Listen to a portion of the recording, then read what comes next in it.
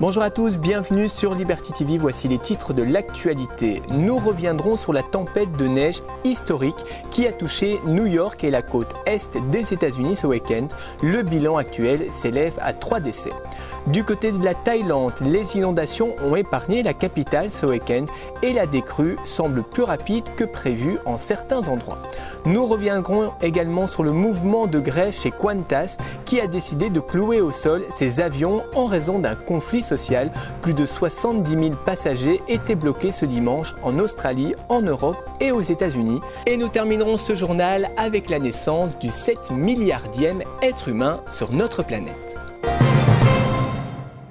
Madame, Monsieur, bonjour et bienvenue dans cette nouvelle édition de votre journal. Une édition que l'on commence avec New York, non pas sous le soleil, mais sous la neige, étant donné que la ville a subi ce week-end sa première tempête de neige de la saison, une couche de 3 cm, un événement pour le moins historique qui n'était plus arrivé à cette période depuis près de 135 ans, en 1869 exactement. Ces chutes ont provoqué des perturbations dans les transports et ont privé plus de 1,5 million de personnes d'électricité.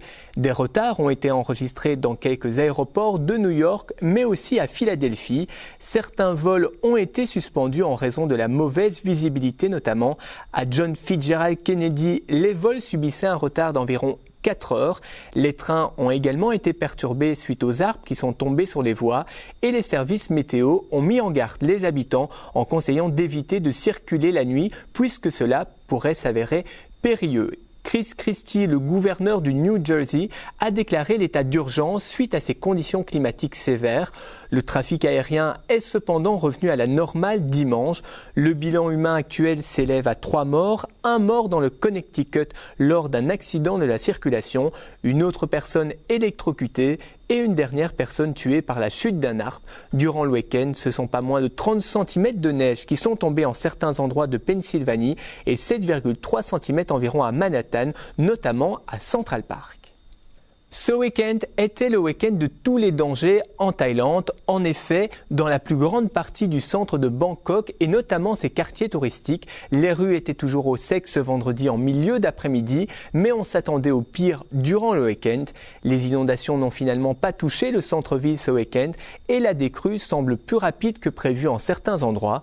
Cependant, la ville reste en alerte maximale. Le nombre de victimes augmente et s'élève actuellement à 381 morts ou disparus. Le Premier ministre a affirmé qu'il faut avoir de la patience. Nous espérons que la situation va s'améliorer à partir de lundi.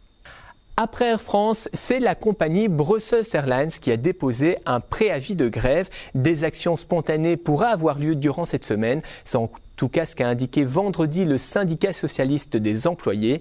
La compagnie aérienne belge aurait fait marche arrière à propos d'une promesse d'augmentation salariale de 7% étalée sur 2 ans, non tenue donc. Pour le Front commun des syndicats, les salaires sont au plus bas depuis des années. De plus, ils veulent que le système de repos soit adapté au projet de vol de Brussels Airlines vers une destination égyptienne. Après la journée de commémoration de la Sabena prévue le 7 septembre prochain, les voyageurs devront donc s'attendre à des grèves du personnel. Le Front commun des syndicats espère tout de même un accord pour éviter cette grève, mais la balle est dans le camp de la direction, précise le syndicat. Plus de 70 000 passagers étaient bloqués ce dimanche en Australie, en Europe et aux États-Unis suite à un mouvement de la compagnie Qantas qui a décidé de clouer au sol ses avions en raison d'un conflit social. La compagnie indique que la situation restera en l'état jusqu'à la résolution totale du conflit. Le personnel, technicien et pilote réclament des augmentations de salaire et contestent le plan de redéploiement de Qantas. La compagnie a accumulé les retards ces dernières semaines suite au refus des employés de prester certaines heures supplémentaires. Le blocage des avions est donc la seule solution pour rattraper le retard perdu. Qantas estime que ces mouvements de grève représentent une facture d'environ 52 millions d'euros. Virgin Australia, principale concurrente de Qantas, a mis quant à elle en place 40 000 sièges supplémentaires afin d'aider les passagers bloqués.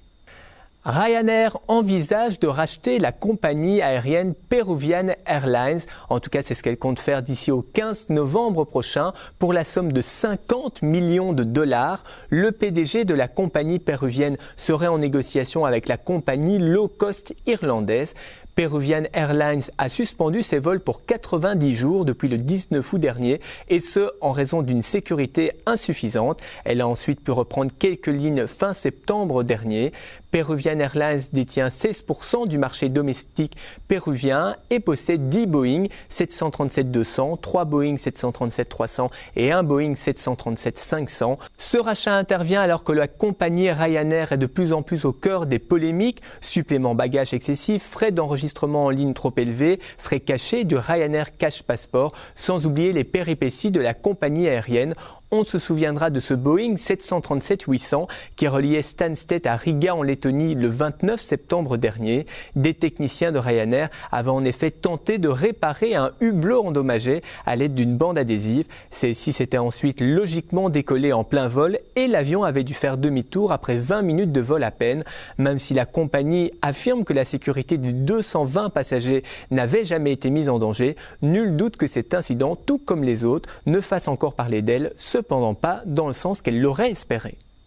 Et on poursuit ce journal avec une découverte surprenante. C'est en tout cas une découverte qu'a faite un pêcheur chinois il y a quelques jours, puisqu'il a repêché un poisson pesant pas moins de 207 kg et mesurant près de 2 mètres. Ça se passait dans la province de Heilongjiang, au nord-est du pays.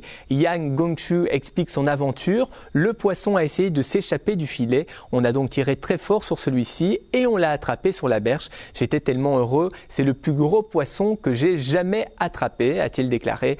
La police locale a confirmé qu'il s'agit probablement du plus gros poisson jamais capturé dans la région depuis plus de 10 ans. L'animal ne sera pas tué et va rejoindre une ferme d'élevage.